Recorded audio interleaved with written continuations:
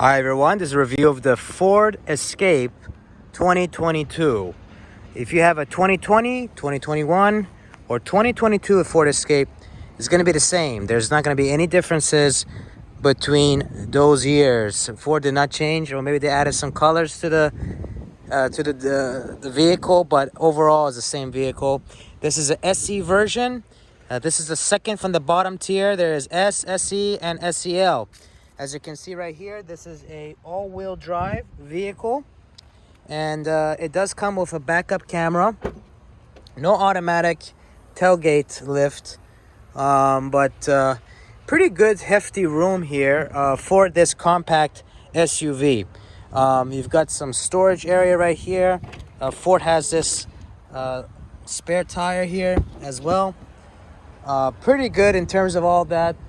You've got basically some LED headlights right here, incandescent turn signals and brake lights. You can see right here is a dual exhaust. There's a nice design to it. The windshield wiper is not up, it's down, so some companies do that, and it just doesn't look as fancy as it being hidden. So maybe something they can improve upon. Pretty good, decent back space right there. You can be able to move this and pick it up pretty easily. Go ahead and put that down. You can be able to put this down right here, and it can be pretty flat. There is a gap though in terms of, so it's not fully flat. There is an inch within there. It does have a USB-C and USB charger in the back, which is nice. Air vents, little cubby area to put items in. The problem with this Ford that I'm going to go into a little later, but it's cheap plastic all throughout. The top portion, everything is just a cheap plastic that is put on there. Not too solid in terms of the thunk side of the doors. Let's see right here, there's a pretty deep interior space when going in. Not bad. You got some cubby areas right here. I never use it though. Some storage space with USB cubby. These are the cloth seats. They got some diamond fabric, feeling fabric right here. Is not bad. Speakers right there. Let's go and close this up. Overall, the design of the vehicle, I like it personally. It's a very small SUV, by the way. It's like I want to say it's a lifted Ford Focus, basically, and just expanded this a little bit on all ends. So it's smaller than the RAV4, smaller than the CRV, and whatnot. One downside of this Ford that I want to say right off the bat, these aren't HIDs. These are not LEDs. These are just regular, regular halogen headlights, which are old technology, outdated technology, and overall, it doesn't really save energy. It's really hot and it burns that much easily. So Ford went really cheap on that. The RAV4, even the cheaper models of the RAV4, the CRV, CX-5, Hyundai, Kia, they all come. To be honest with you, they all come with LEDs, even on the base model. So let's go ahead and turn it on here. So, pretty nice interior. You've got a cruise control feature. You can build a set right there. Let me go and zoom in. You can be able to take calls. Bluetooth is already automatic and standard, like most vehicles they do have. Again, this very hard plastic right here. Your knee will hit there. It doesn't really bother my knee too much, but it does hit it. It has this European way where you can put the headlights and highlights on, which is nice in my opinion. You can tell right here I have about 9,000 miles on the vehicle, so it has been driven quite a bit. Gas mileage, I have been averaging about 31 miles per gallon. This is basically with the EPA. I have been driving this a lot on the highway. A downside of this vehicle, which I'll go into later, is the road noise. It has a lot of road noise in this vehicle. Unfortunately, there's not a lot of sound deadening. underneath or in the footwells by the tires. You hear a lot of noise coming from that, unfortunately, when driving. But in terms of the wind noise, it's pretty silent in the front and also the sides. It's not laminated. It's not double pane right here on the side. It's regular glass. But I think the front has a certain film in front of it to make it a little quieter. But even though it's quiet in the windshield, there's a lot of noise from the bottom. Let's go ahead and take a look right here. The great thing is it has Apple CarPlay, Android Auto, but you have to have it connected via wire. It's not wireless Apple CarPlay or Android Auto, unfortunately. So this is a huge downside because a lot of vehicles have it wirelessly. So you don't have to plug it in all the time. So interesting factor of that. It also has a auto start stop feature, which you can be able to turn off right there. You have a feature right here with the drive mode. You've got, when you press this, you're gonna have a normal, eco, sport, slippery condition, and deep snow and sand. So that's pretty good with the all-wheel drive in terms of that. You've got a feature right here in terms of this clicker button. When you click on it, it gives you right there the lane mitigation. As you can see right there, it turns on and off. This is probably the worst, and I hate to be a negative person here, but the worst feature on any vehicle that I've seen in terms of lane mitigation. It continues to go into other people's lanes no matter what. And I'm comparing this to the Honda CR-V base model. I'm comparing this to the RAV4 with the Toyota Safety Sense base model. I'm comparing it to the Hyundai and Kia features, which are phenomenal, by the way, when you get those included with the vehicle with no extra charge. They just surpassed this Ford Escape by a long shot. So if you're interested in those type of software lane keeping assist features that aren't extra charge, that will help you while driving and not provide driver fatigue, look into the Toyota, look into the Hyundai, Kia products. Honda's, getting better. They're really good as well. And Mazda, of course. Speakers aren't bad. They're pretty decent. Let me go ahead and try to put some kind of...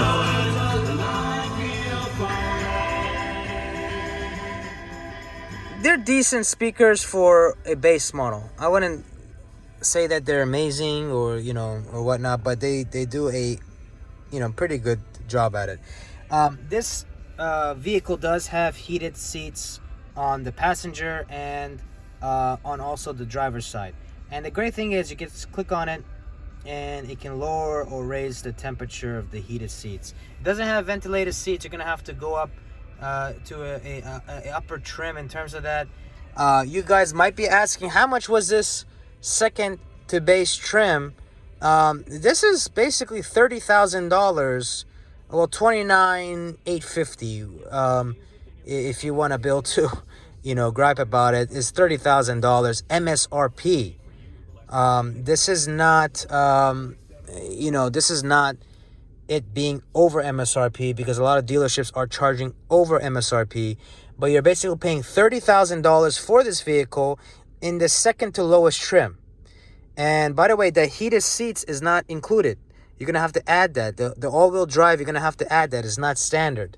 So you're looking at about $30,000 for this vehicle.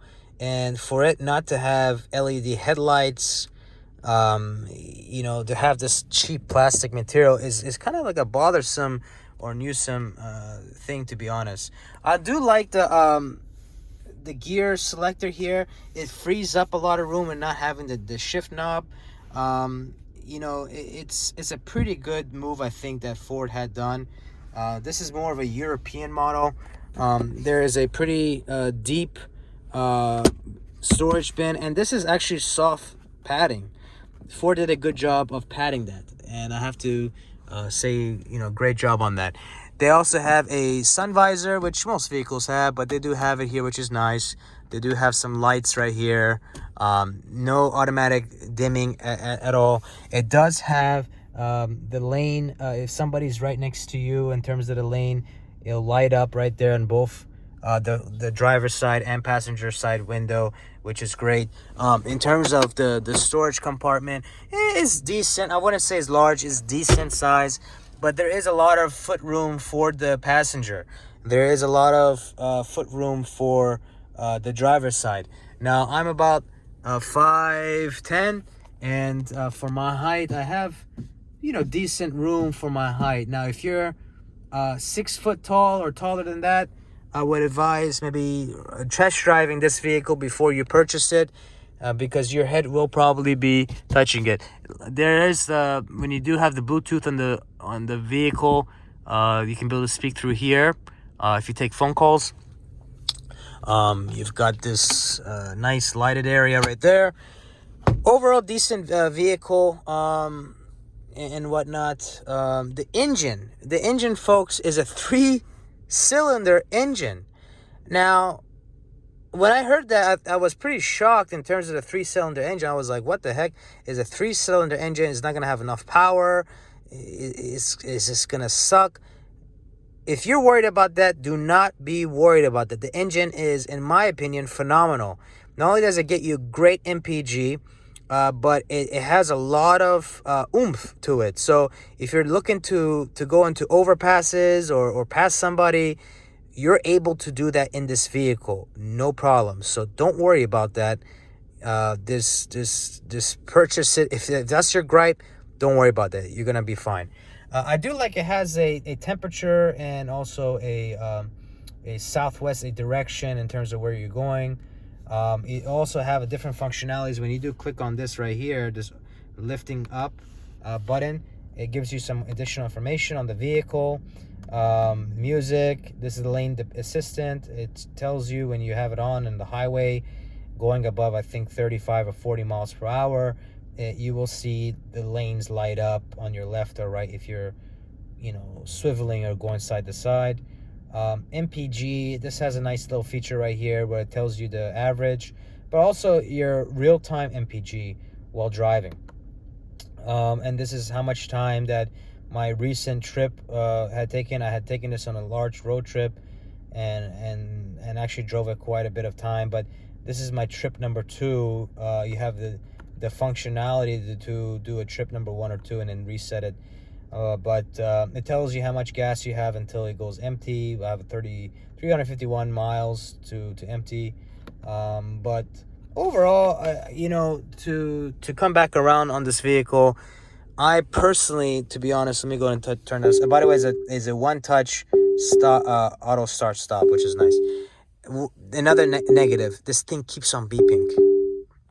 It says check rear seats for occupants, and it rings for like 5 or 6 seconds, which in my opinion, I've never experienced that in any vehicle. When you turn off the vehicle and you're about to, even if you, let's say I'm gonna go ahead and show it to you right now. I'm turn on the vehicle, okay, and okay, open the door. It's loud too, by the way. Look, keeps on ringing. I mean, this is pretty loud, but it also has this type of password functionality. You guys can be able to see it right there. I never used it, to be honest. It has a one-touch open and close with your key in your pocket. Let me zoom out right here. For the gas lid, one-touch open, which is, I don't know if I like that, because there's been a lot of folks, when gas prices are $6 a gallon, there's a lot of folks going into people's gas and sucking it out, unfortunately. And this is the unfortunate part, but I wish it was kind of locked, to be frank with you. But overall, it's a nice looking vehicle. No fog lights on this trim. You do get them on other trim. There are LED daytime running lights though, right there on the side. Overall, let me go ahead and zoom out right here on the vehicle. It's a nice looking, sleek looking vehicle, to be frank with you. If you go into the higher trims, which goes up to 35, 40,000, you do get the LED headlights, you do get the fog lights, you do get a digital instrument cluster with the vehicle. But a lot of people are, for the most part, gonna get these base versions of the vehicle. I don't think people are gonna buy a Ford Escape at $40,000. I think they might be, you know, approaching some other luxury vehicles at their entry model. So it's pretty high up, but overall, it's a nice looking vehicle. I like the color of this vehicle. The paint's done a pretty good job holding up. The metal is pretty, it can be easily dented, as you can see right there. But overall, I like the vehicle. It's a nice stanchion. By the way, that's the where it lights up if there's a person next to your vehicle and you're trying to take a left or right turn or whatnot. But overall, I like the vehicle. It's a nice little small compact SUV. It sits up pretty high when you're driving. Off-roading, I mean, this has all-wheel drive. It's not standard. It's an addition to the price, but the all-wheel drive is a pretty good job as well with the, you know, I went up in the mountains where it was snowy conditions. I don't recommend driving this if it's really snowy. You're gonna have to have chains on your tires and the right tires to drive, but I didn't feel unsafe with this vehicle when driving it. The stability control always kept it in. So with that said, guys, if you do have any questions on this Ford Escape, feel free to comment down below. Happy to answer it for you all. Happy to help out. Press the like button if this has helped you out by any means. It's going to help out the channel. And subscribe for more videos. I'll be posting a variety of different videos. I've done reviews on significantly. So feel free to look at the channel and check you guys out on next video. Thanks.